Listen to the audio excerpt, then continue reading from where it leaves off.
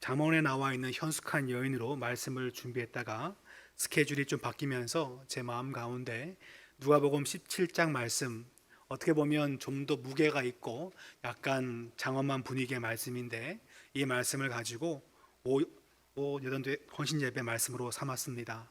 이제 나이가 이제 다들 이제 50인데, 50이 되면 교회에서 중요한 일을 맡아서 할 나이가 되었습니다. 그러므로 그냥 단순히 듣고서 좋은 말씀이 아니라, 또한 우리가 주님의 일을 감당할 때 항상 마음에 품어야 되는 마음의 자세가 무엇인지를, 바로 청지기의 자세가 무엇인지를 이 말씀에서 교훈을 삼고자 합니다. 아이를 키우다 보면 아이가 2살, 3살밖에 되지 않았지만 그 친구와 싸울 때가 덜어 있습니다. 대부분의 경우에는 부모님이 야 빨리 용서해, 용서받아 그러면서 강제로 시키는데, 2살, 3살 된 아이가 고집을 부리면서 미안하다는 말 하지 못하고 분을 막 해 사귀는 그 모습을 볼 때가 덜어 있을 것입니다. 근데 2살, 3살만 그러지 않고 한 초등학교에 들어가도 그렇게 친구와 함께 뭔가 수가 틀렸는지 먼저 용서하지 못하면서 끝까지 버티는 모습을 봅니다. 그러다가 부모에게 매를 맞는 것이 무서워서 그냥 억지로 용서하고 용서받는 경우도 있고, 끝까지 내가 잘못된 말을 하지 않으면서 버티는 자녀들도 있습니다.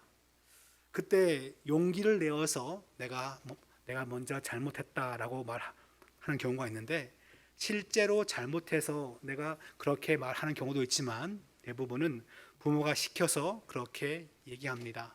그러면 부모들은 이렇게 말합니다. 잘했어, 네가 이긴 거야 그러면서 잘 용서했다라고 그렇게 말을 합니다. 근데 사실 내가 누군가를 용서하고 내가 용서받는 것은 당연히 해야 되는 겁니다. 내가 잘못했기 때문에 용서받는 것은 당연히 해야 되는 건데, 이 당연히 해야 되는 것 때문에 부모가 칭찬을 한다면, 어릴 때에는 뭐 그렇다 싶지만 장성할 때까지 계속 그것 때문에 칭찬을 한다면 뭔가 왜곡된 도덕관념을 심어줄 수가 있습니다. 그것은 뭐냐면, 잘못한 것은 잘못한 것인데 잘못한 거에 대해서 용서를 구하는 것까지 무슨 거기에 칭찬이 있겠습니까? 베드로전서 2장 19절과 그 다음 절 말씀 보시면 나와 있습니다. 애매히 고난받아도 하나님을 생각함으로 슬픔을 참으면 이런 아름다우나 죄가 있어 매를 맞고 참으면 무슨 칭찬이 있으리요. 죄가 있는 경우에 하나님으로부터 매를 맞는다면, 그 다음에 잘 인내하여서 승리했다면 그게 무슨 간증할 것이냐는 것이죠. 그래서 당연히 해야 되는 것은 해야 되는 것이고, 당연히 또한 섬기는 것은 섬기는 것인데, 바로 그것이 참 중요하다는 것을 우리는 볼 필요가 있습니다. 잘못한 아이가 용서를 구하는 것은 당연히 해야 되는 것이고, 그와 같은 용서에는 칭찬보다는 벌에 대한 개념을 확실히 심어주는 것이 필요할 것입니다. 우리도 주님의 일을 감당하면서 마땅히 해야 되는 것인데, 마땅한 그 일이기 때문에 왜 나에게는 칭찬하지 않냐고라고 그렇게 말을 한다면 가장 어리석은 섬김이라 볼 수 있습니다.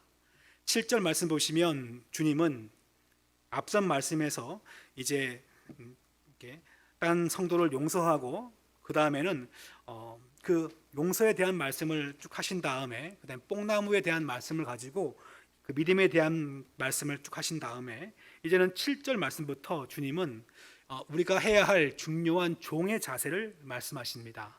다 같이 한번 7절 말씀을 다 같이 읽어보겠습니다. 시작.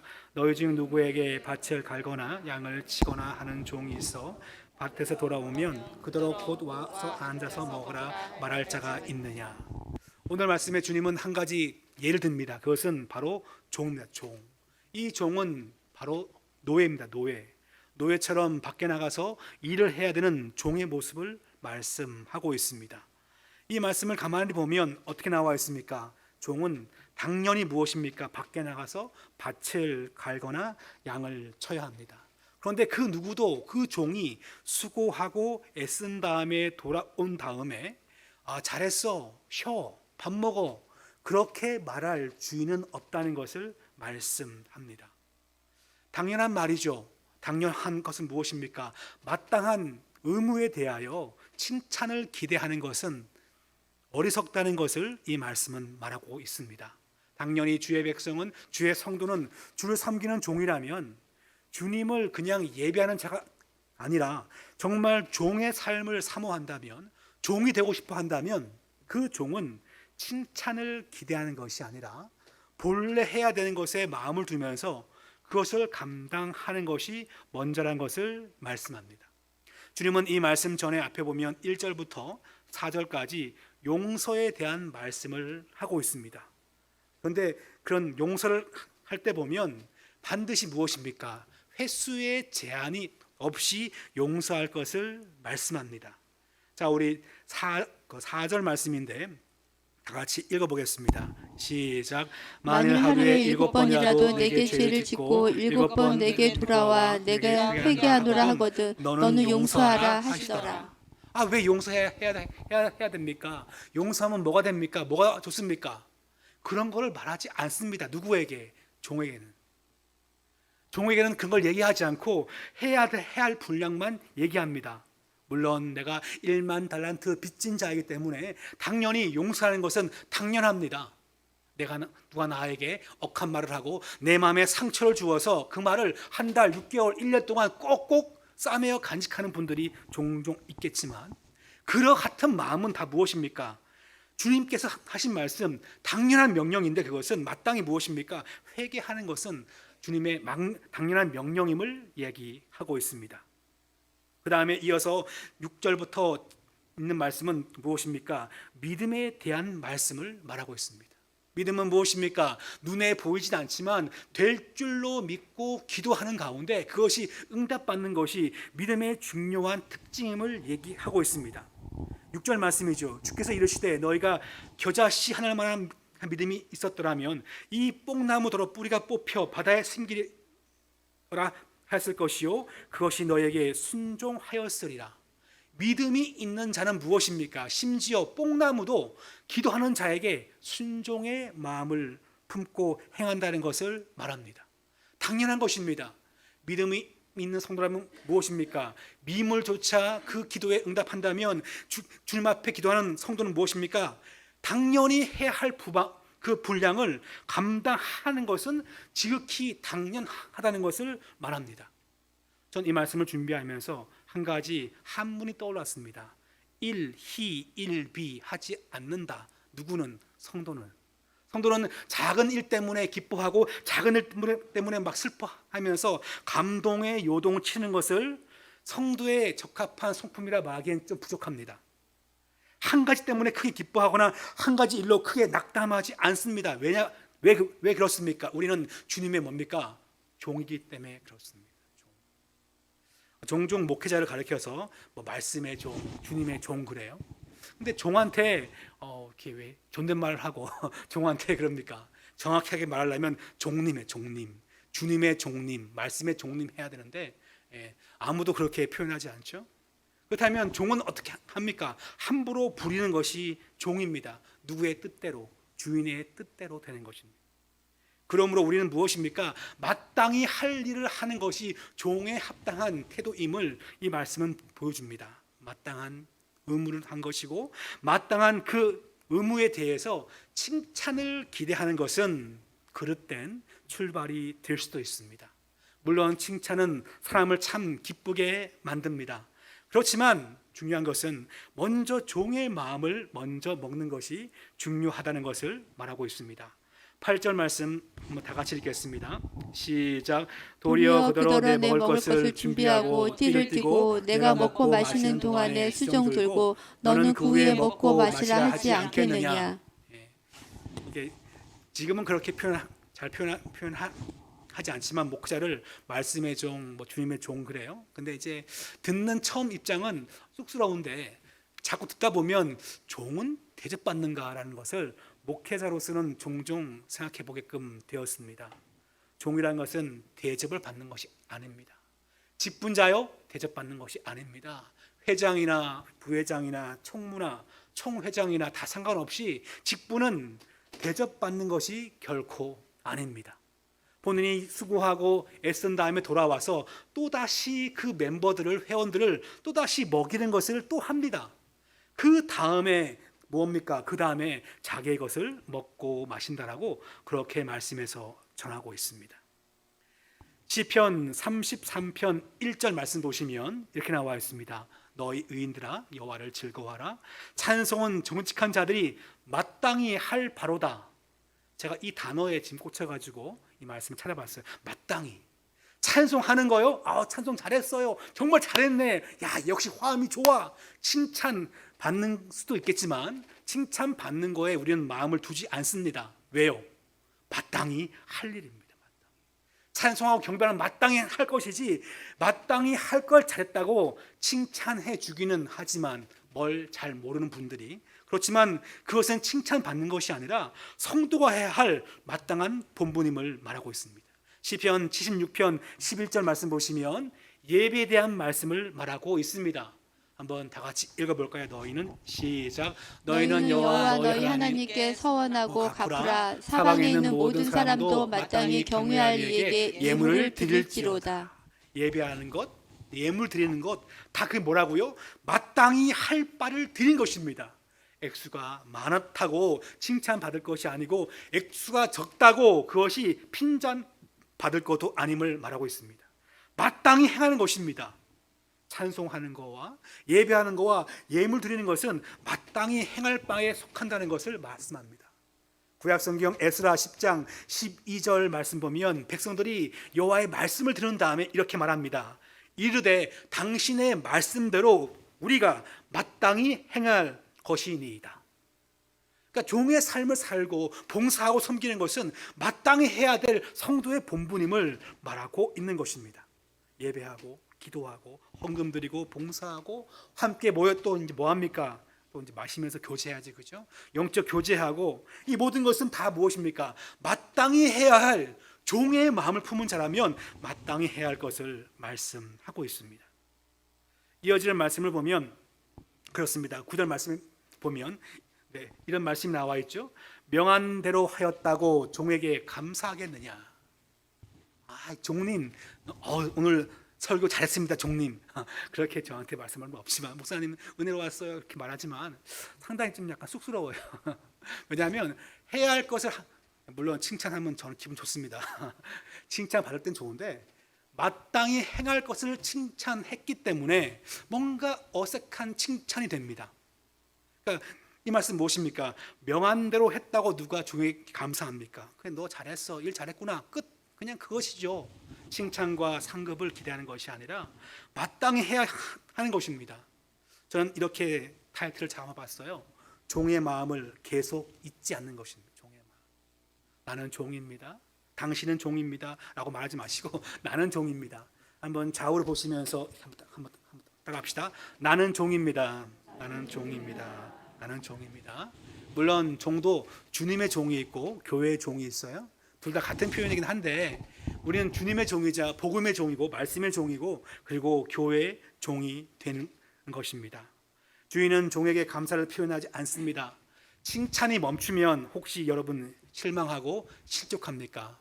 어떤 분이 악기를 막 배우다가 아니 왜 선생님은 저한테 칭찬하지 않습니까? 그렇게 당돌하게 말하는 학생이 있다면 당돌녀 당돌남이 되는 것입니다. 칭찬을 기대하지 않습니다. 내가 이렇게 큐티를 잘 해왔는데 왜 목사님 왜 칭찬하지 않습니까? 어릴 땐 칭찬하고 좀 크면 칭찬이 아니라 마땅히 해야 한다라고 느껴야 합니다. 그래야지 힘들 때도 마땅히 하는 거죠, 그죠? 칭찬을 매주 해주면 어떻게 되냐면 나중에 칭찬 안 받고 안 합니다.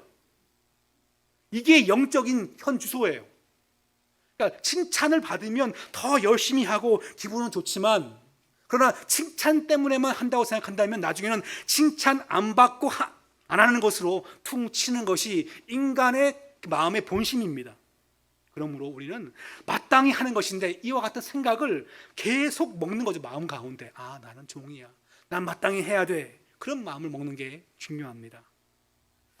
제가 유학생 시절 때 제가 잔디 깎는 일을 한 3년 했는데 제 슈퍼바이저가 있었어요. 슈퍼바이저가 상당히 엄격하고 무서운, 나이는 나 비슷한데 상당히 고지식한 백인이었습니다. 그래가지고 일을 엄청 많이 시키고 막 혹사시키기로 상당히 유명한 학교에서 좀 그런 친구였습니다. 근데 저 혼자만 항상 반항하고 막 이렇게 말을 많이 했는데 저 마음 가운데 반항적 기질이 있기 때문에 항상 잘 따랐어요. 근데 하루는 저한테 말하는 것입니다. 그러더니 너 여기 미국에 언제 왔냐는 거니까 내가 지난달에 왔다니까. 야, 내가 지금까지 만나본 20명의 코리안 가운데 너의 영어가 제일 낫다. 그날 오버페이스로 일 많이 했어요. 너무 많이 했어요. 너무 많이 했어요. 막 FM으로 쫙 잔디 깎으면서 땀 안 닦고 막 하면서 일 진짜 막 열심히 했어요. 그 칭찬이 뭐라고? 영어 하는 거와 풀 깎는 거는 일체 상관이 없는데 그냥 열심히 했어요. 근데 그 다음 주도 또 칭찬을 했을까요? 안 했어요. 안 했어요. 첫 주만 성, 너 진짜 영어 잘한다. 너 이렇게 첫 주부터 막 농담까지 하는구나. 그 영어로 제가 농담을 간 그 다음 주부터 다 했기 때문에, 농담으로 했기 때문에 애들이 와, 너는 농담할 실력이구나, 그렇게 저를 칭찬한 적이 있는데 그 다음부터는 칭찬도 없고 그냥 너는 그냥 웃긴 놈이야, 일 열심히 하네, 잘하네, 그 얘기만 가끔 들었지 영어에 대한 칭찬은 그 다음부터는 듣지 못했습니다. 그러니까 처음 들을 땐 칭찬은 나에게 좋은 양약이 되고 나에게 동기부여가 되지만 그것으로 하는 것이 아니라 뭡니까?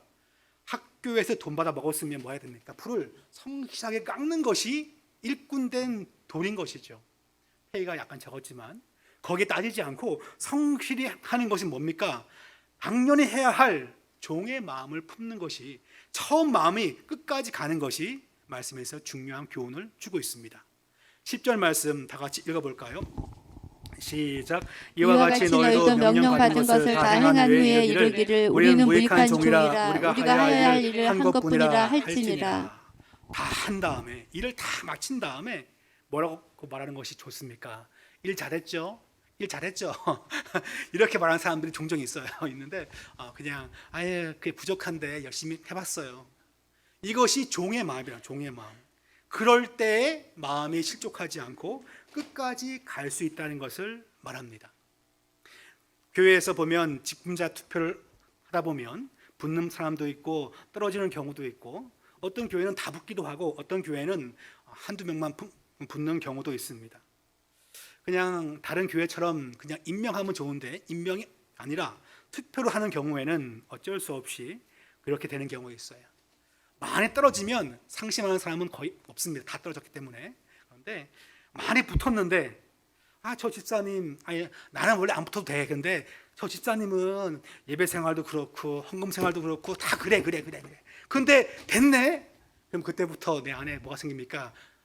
그냥 열불이 나가지고 내가 왜 안 되냐고. 처음에는 내가 그게 부족해 주여 그러다가 한두 주 지나면 혼자 꽁 해가지고 그냥 꽁치를 좋아합니다.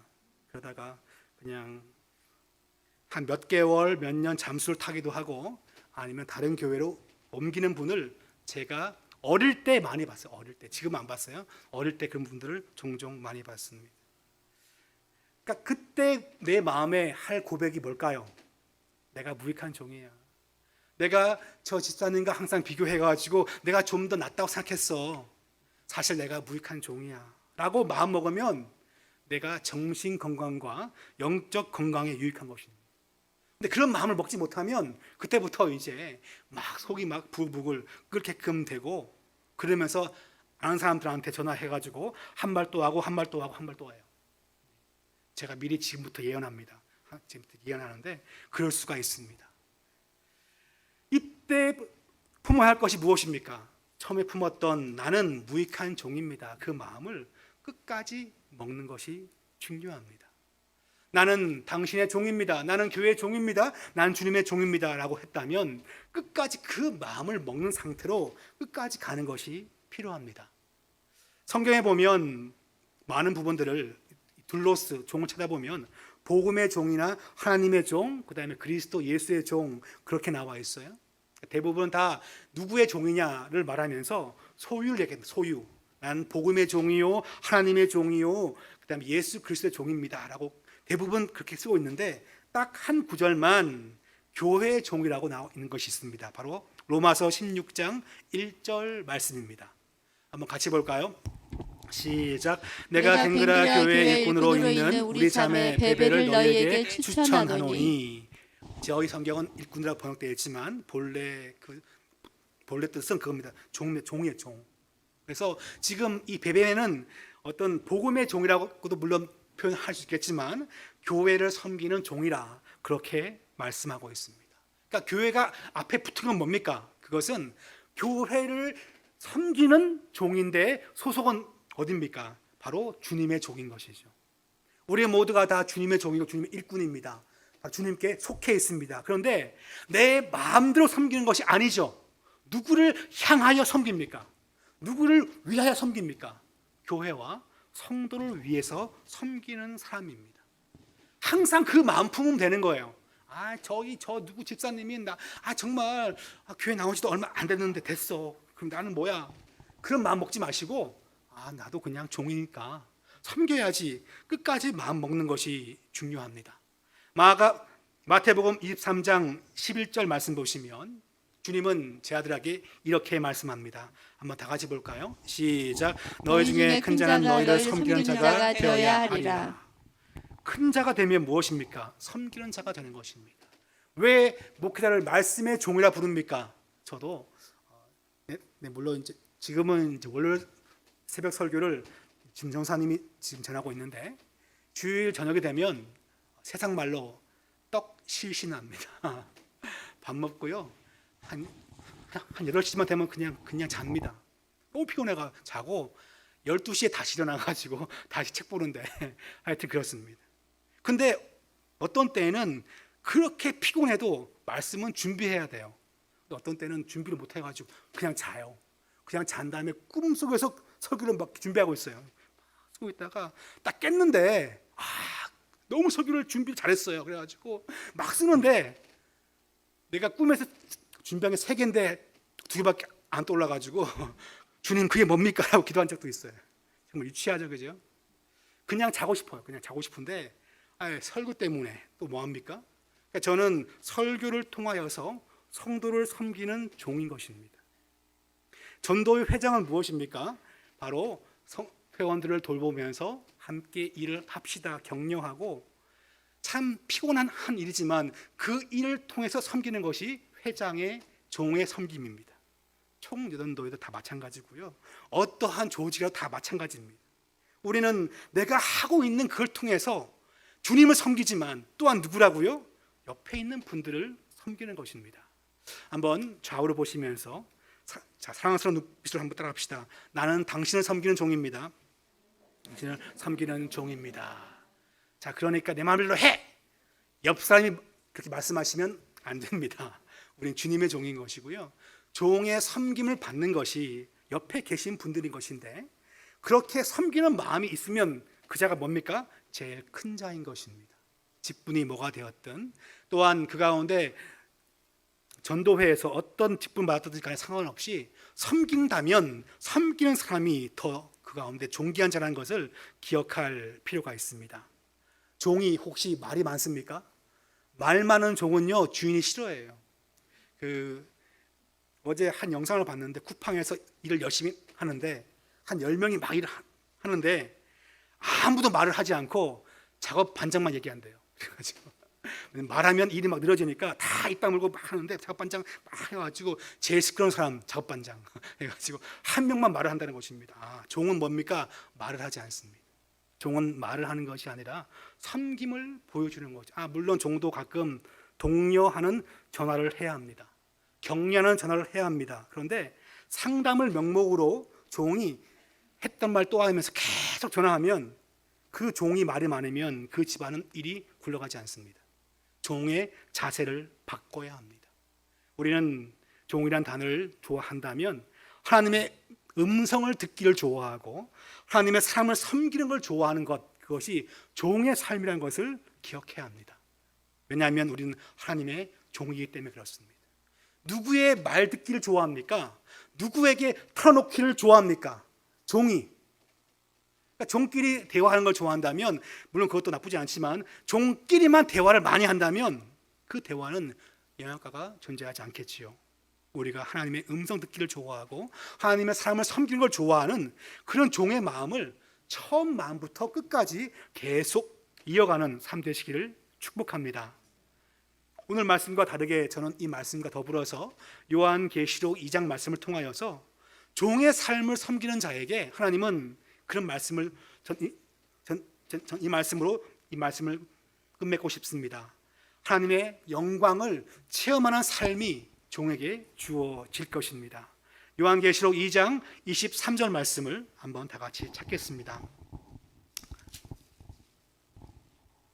다 같이 읽겠습니다. 시작. 또 내가 사망으로 그의 자녀를 죽이리니 모든 교회가 나는 사람의 뜻과 마음을 살피는 자인 줄 알지라. 내가 너희 각 사람의 행위대로 갚아주리라. 하나님은 우리에게 마지막에 뭡니까? 행위대로 갚아주십니다. 물론 은혜와 복은 은혜로 그냥 주시는 거지만 행위대로 그 가운데 신실하신 하나님께서 갚아주심이 있다는 것을 약속합니다. 우리는 내가 잘나서 내가 뛰어나서 부르심을 받은 건 아니었습니다. 디모데후서 1장 9절 말씀 보시면 이렇게 나와 있습니다. 하나님이 우리를 구원하사 거룩하신 소명으로 부르심은 맨 마지막에 뭐라고 나와 있어요? 은혜대로 하십니다. 내가 뛰어났기 때문에, 내가 달란트가 좋았기 때문에 나를 세우시고 부르신 것은 아니라는 것입니다. 은혜대로 부르신 거죠. 그러면 우리가 마지막에 행위대로 심판받는다면 은혜대로 부르심 받았기 때문에 감사함으로 주의를 감당하는 가운데 행위대로 갚아주시는 것을 소망하며 사는 것이 성도의 삶이 될 줄 믿습니다. 요한계시록 2장 10절 말씀 가시면 이렇게 나와 있습니다. 너는 장차 받을 고난을 두려워하지 말라. 한번 다 같이 볼까요? 시작. 너는 장차 받을 고난을 두려워하지 말라. 볼지어다 마귀가 장차 너희 가운데 몇 사람을 오게 던져 시험을 받게 하리니 너희가 10일 동안 환난을 받으리라. 내가 죽도록 충성하라. 그리하면 내가 생명의 관을 내게 주리라. 우리 가운데에서 몇 사람이 큰 시련 당하고 고름을 겪을 것이 마지막 때의 말씀이라 그렇게 말합니다. 그 기간은 이렇게 나와 있습니다. 10일 동안 환난을 받으리라. 10일이란 기간은 다니엘의 친구가 시험 받던 기간인데 무언가가 정말 신실한지에 대하여 시험 받는 충분한 기간, 최소한의 기간을 그렇게 10일이라 이렇게 달아놓았습니다. 성도가 진짜 믿음의 사람인지 환난의 기간이 다가올 텐데 그 기간이 10일의 기간 가운데 충분하게 하나님은 성도를 분별할 것입니다. 성도가 할 일이 무엇입니까? 충성하는 것입니다. 충성이라는 것은 다른 말로 하면 그겁니다. 성실하게. 누가 보아도 성실하게 그 일을 감당할 때 그 마지막에 무엇입니까? 생명의 관을 내게 주리라. 승리자의 관. 운동 경기에서 승리한 자에게 하나님께서 칭찬하듯이 승리자의 관을 그의 머리에 씌워준다는 것을 약속합니다. 다시 말하면 반드시 하나님은 그 일에 대해서 들으시고 응답하시고 갚아주심이 존재한다는 것을 이 말씀에서 약속하고 있습니다. 그러므로 우리가 주의 일을 감당할 때, 직분을 감당할 때, 혹은 전도회에서 함께 일을 감당할 때 이것은 인간 관계로 모인 것이 아니라 마지막에 주님께서 정산하시는 작업이다. 그것을 기억한다면 쉽게 하겠습니까? 그러지 못합니다. 예전에 제가 유학생 생활하면서 한 2년 동안 금방에서 알바를 한 적이 있는데 사장님이 하신 말씀이 1달러까지 꼼꼼히 확인하라는 거예요. 하루 딱 정산할 때, 그래서 가게를 딱 클로즈할 때 딱 한번 누르면 띠 하고 막 나오거든요. 다 모아가지고 오늘은 몇 달러 수입해가지고 다 쓰는 거예요. 근데 하실 말씀이 있어요. 제가 3일 뒤에 가게를 방문합니다. 그러면 어떻게 해야 할까요? 정확하게 돈을 넣어놔야 돼요. 안 넣어놓으면 걸립니다. 그래가지고 뭐 써봤자 1달러, 2달러 뭐 콜라 하나 그냥 뽑아 먹으면 밖에 없지만, 그런데 그렇게 찾아올 때가 있다는 것입니다. 맨 마지막에. 그러므로 할 것이 무엇입니까? 성실하게 주어진 일을 감당하는 것, 그것이 종된 성도의 삶이라는 것을 말씀합니다. 마태복음 25장에 가면 주께서 말씀하시기를 적은 일에 충성하였음에 내가 많은 것을 내게 맡기리니 내 주인의 즐거움에 참여할지어다. 그렇게 말씀합니다. 이 말씀은 네가 지금까지 충성되게 성실했기 때문에 더 많은 직분과 더 많은 영적 소명과 사명을 준다는 그런 말씀이에요. 그러니까 많은 것을 감당하고 교사하랴, 성가대하랴, 전도회 임원하랴, 구역장하랴 할 일이 참 많은데 복 받은 겁니다. 귀한 것입니다. 목사님이 한두 개 좀 빼고 싶어요. 그러면요 엔진 사이즈가 이제 줄어듭니다. 엔진이 커야 좋은 차죠, 그죠? 엔진 사이즈가 줄어들게끔 되어 있습니다. 열심히 한 자에게 뭡니까? 주님은 더 많은 걸 맡기고 더 많은 은혜의 삶을 살도록 인도할 줄 믿습니다. 성도를 보면 배짱이 같은 성도가 있고 개미 같은 성도가 있을 수 있습니다. 남들 보기에 그냥 룰랄라 즐겁게 사시는 분도 있고 어떤 분은 수고하고 애쓰면서 삶을 사시는 분도 있습니다. 주님 말씀하시기에 적은 일에 충성한 자에게 더 많이 맡긴다는 것을, 더 많은 은혜가 있다는 것을 약속하고 있습니다. 제가 지난주 목요일에 신학 발표 세미나에 참석했습니다. 제가 발표한 건 아니고요, 딴 분들의 발표를 듣기 위해서 갔습니다. 이렇게 앉아 있는데 50대, 60대 아주머니, 할머니가 적지 않게 앉아 있었습니다. 아마 학생 수가 별로 많지 않기 때문에 그냥 교회에서 이렇게 나오라 했던 것처럼 보이는데 제가 그걸 딱 가만히 보면서 설마 저분들이 신학교 다닐까? 두 번째는 과연 이 강의를 제대로 잘 이해할까 싶었습니다. 한 며칠 전에 아는 목사님이 그 페이스북에다가 글을 남기는데 사진과 함께 과거에 함께 사역했던 동기들과 찍은 사진을 딱 올린 거예요. 그 멘트가 참 특이했습니다. 신앙의 황금기를 함께 했던 동력자들이라고 그렇게 쓴 거예요. 근데 그 멘트가 좀 약간 좀 애달파요. 그게 뭐냐면 지금 시대에는 젊은이들이 좀 많지 않기 때문에 그런 말을 쓰는 거죠. 과거에 1990년대 2000년대 초반에 그때 참 많은 것도 했고 전도하고 단기 선교도 갔다 오고 막 그러면서 황금기를 같이 했다. 그 고백인 거예요. 근데 그 고백이 싫지는 않았습니다.